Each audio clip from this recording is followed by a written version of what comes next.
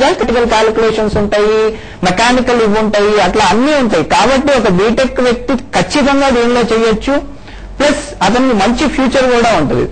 Okay అండి, Kalyani line లో ఉన్నారు. హలో కళ్యాణి, నమస్తే అండి, చెప్పండి.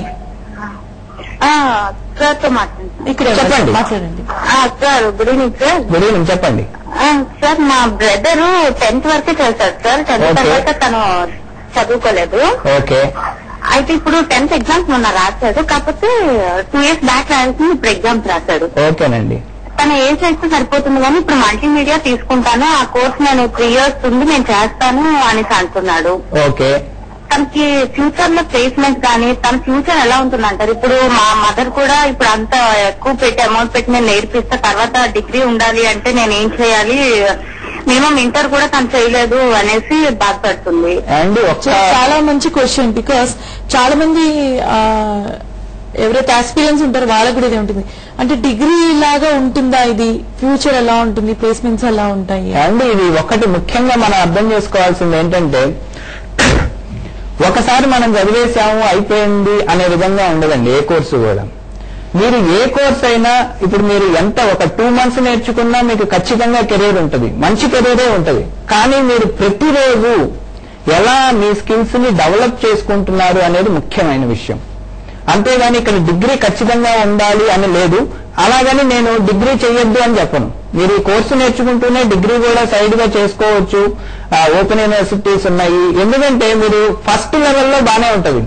ఒక స్టేజ్ దాటిన తర్వాత మీకే ఏదైనా ఫీలింగ్ వచ్చింది అనుకోండి, నాకు డిగ్రీ లేదు, ఒక ఇన్ఫీరియారిటీ ఫీలింగ్ ఏదైనా రాకుండా ఉండేందుకు నేను చెప్పే సలహా ఏంటంటే, ఖచ్చితంగా డిగ్రీ చూసి జాబ్ లేదు, అది మాత్రం ఖచ్చితం.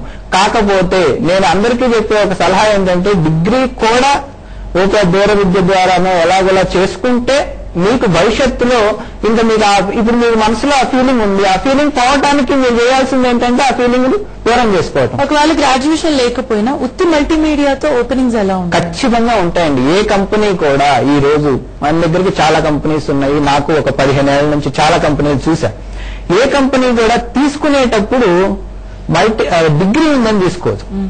అతనికి సృజనాత్మకత ఉంది, దీని మీద కష్టపడేది ఉంది. కాకపోతే ఈ రోజు కొన్ని కంపెనీలు డిగ్రీ కావాలి అని అడగటంలో ఉద్దేశం కూడా ఏంటంటే అండి, వాళ్ళల్లో ఉన్న బేసిక్ నేచర్.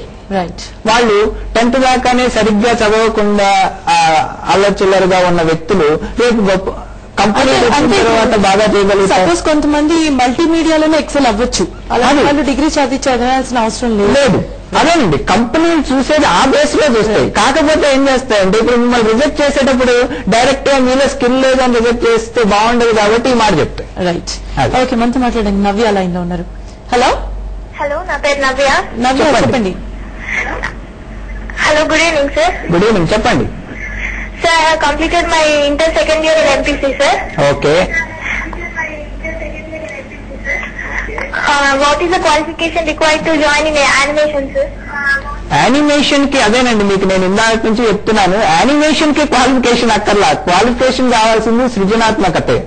మీరు డిగ్రీ వల్ల మీరు ఈ ఫీల్డ్ లో సక్సెస్ అవ్వచ్చని నేను చెప్పను కూడా. ఎందుకంటే డిగ్రీ చదవంగానేనో లేకపోతే ఈ మల్టీమీడియా కోర్సు చేయంగానేనో మీరు ఈ ఫీల్డ్ లో సక్సెస్ అవుతారు అనే పాయింట్ నేను చెప్పట్లా. నేను చెప్పేది ఒక్కటే, మీలో సృజనాత్మకత, మీలో క్రియేటివిటీ ఉంటే ఖచ్చితంగా మీరు ఏ క్వాలిఫికేషన్ అయినా మీరు లాంగ్ టర్మ్ లో సక్సెస్ఫుల్ గానే ఉంటారు ఈ ఫీల్డ్ లో.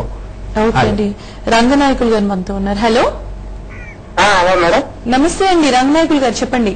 నమస్తే మేడం, నేను డిగ్రీ డిస్కంటిన్యూ చేస్తానండి. అయితే నేను కాస్ట్యూమ్స్ బాగా వేస్తానండి, అంటే బొమ్మలు బాగా వేస్తాను. Very good.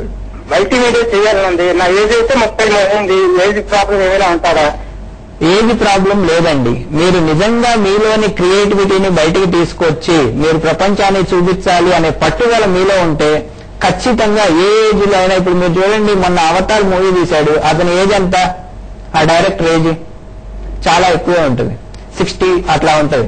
మరి అతను అంత సోఫిస్టికేటెడ్ గా ఎలా ఆలోచించగలిగాడు? సో మైండ్ ఏజ్ బట్టి మనకి క్రియేటివిటీ రాదండి. మీలో ఉన్న క్రియేటివిటీ, మీలో ఉన్న ప్యాషన్, ఎలాగైనా నేను దీన్ని బయటికి తీసుకొచ్చి ప్రపంచానికి కొత్తగా చెప్పాలి అనే ఒక దృక్పథం కనుక మీలో ఉంటే ఖచ్చితంగా మీరు కూడా ఈ కోర్సు చేయొచ్చండి.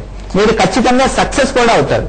అంటే అసలు మల్టీమీడియా అనేది ఒక క్వాలిఫికేషన్ తో పని లేదు, ఏజ్ తో పని లేదు. ఆ క్రియేటివిటీ అనేది ఉంటే గనక ఎవరైనా జాయిన్ అవ్వచ్చు. అయితే ఫ్యూచర్ లో కెరియర్స్ ఎలా ఉంటాయి అనేది డిస్కస్ చేసుకునే ముందు ఒక చిన్న బ్రేక్ తీసుకుందాం. సో మల్టీమీడియా అండ్ యానిమేషన్ మీద ఈ రోజు దిక్సూచి ప్రోగ్రామ్ చాలా ఇంట్రెస్టింగ్ గా కొనసాగుతుంది. Stay tuned, will meet you after this short break. Animation and మల్టీమీడియాకి సంబంధించి పూర్తి డీటెయిల్స్ మీకు వస్తాయి. అలానే సాయి కుమార్ గారితో ఇంటరాక్ట్ అయ్యే అవకాశం కూడా మీకు లభిస్తుంది. అలానే మంచి కెరియర్ ఆపర్చునిటీస్ కూడా చాలా మంది ఆస్పిరెంట్స్ కి లభిస్తుంది. థ్యాంక్ యూ సో మచ్ అండి, యానిమేషన్స్ అండ్ మల్టీమీడియా మీద మంచి ఇన్ఫర్మేషన్ అందించారు. Thank you so much. చూసారు కదా, ఇది ఇవాళ దిక్సూచి. మీ ఫ్రెండ్స్ కానీ మిస్ అయ్యారంటే ఈ రోజు రాత్రి 12:30కి రిపీట్ టెలికాస్ట్ గురించి చెప్పండి. అలాగే రేపటి ఆంధ్రజ్యోతి స్టడీ పేజ్ లో వివరాలు కూడా చదవచ్చు. Keep watching. ఇది ఆంధ్రజ్యోతి. వి రిపోర్ట్, యూ డిసైడ్.